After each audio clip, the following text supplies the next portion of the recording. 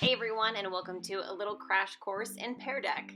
The first thing you want to do is to go to add-ons and click on Pear Deck and make sure you have that attached to begin with.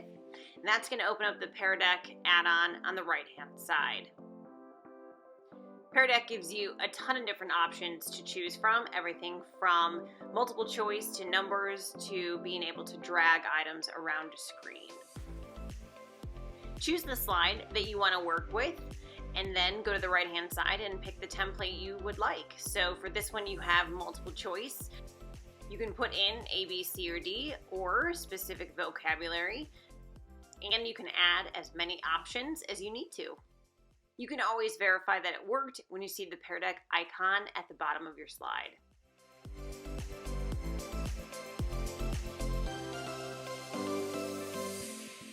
You have a plethora of options to choose from through Pear Deck. And you can even go to their template library to take a look at everything from what you can do in the middle of a lesson to the beginning, and you can even take a look at specific subject areas like science, math, social studies, and English.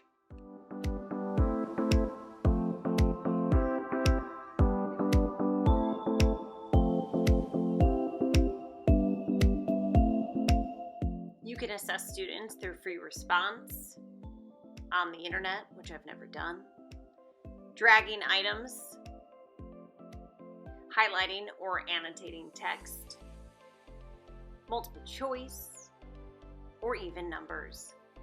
When you're ready to begin, click on Start Lesson, and as I do, always do the instructor paced activity when you're doing a Zoom lesson. Then this is what pops up for the kids.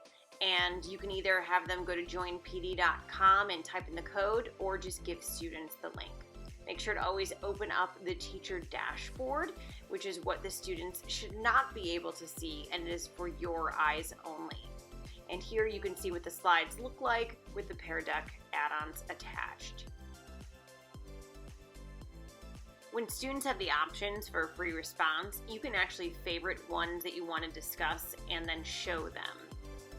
The nice thing is that you can always preview the answers as students are typing, and then you can go ahead and show all the answers rather than choosing specific ones. When you're ready to discuss, just click on Show Responses at the bottom there, and then when you're ready to go back to other learning, click Hide Response. Just remember, this is learning in real time, and you may have students with inappropriate answers. But the nice thing is that you can always hide the response and remove them from the class, but I've never had to go that far.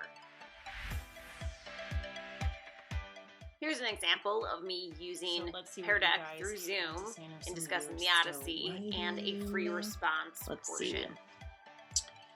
So you had Odysseus has to escape the Cyclops' lair and get off the island. Yes, that's it. That's definitely the big picture, right?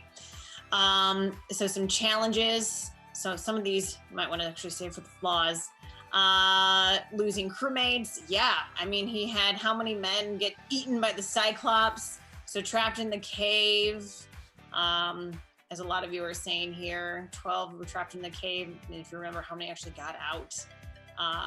They have to escape. Yeah, so you guys. Here's an example of me using multiple choice, even though I totally goofed, and this was the first time I did it, and I had two of the same answers. He is a threshold guardian. He's not a mentor because the mentor is only a mentor to the hero, and we know that Odysseus is the hero. So Poseidon is not helping Odysseus. He's stopping Odysseus from getting home. So you should have threshold guardian next to Poseidon.